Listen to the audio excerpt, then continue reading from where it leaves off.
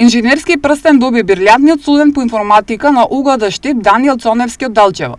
Годинава инженерските прстени беа доделени на церемонијата од страна на претседателката Гордана Силјановска-Давкова, одржани на Плавошник во Охрид. Какво е чувството од синокешниот голем настан за Даниел? Искрено, мене и ово признание беше особено чест и задоволство.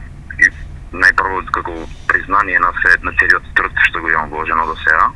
Што значи признанието за него? И пред се истакнато признание е дека сега слушна и цела држава за најдобрите.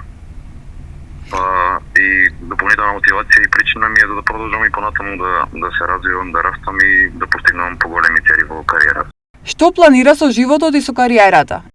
Моментално работам јас веќе како софтверски инженер и би продолжил во таа насока со тоа што имам некои планови и потенцијално да продолжам со магистарски трудови. Дали плановите го водат на работа некаде во странство или останува во Македонија? Па за сега немам такви планови за странство, моментално сум стациониран во Македонија. Која е пораката до останатите студенти и млади луѓе?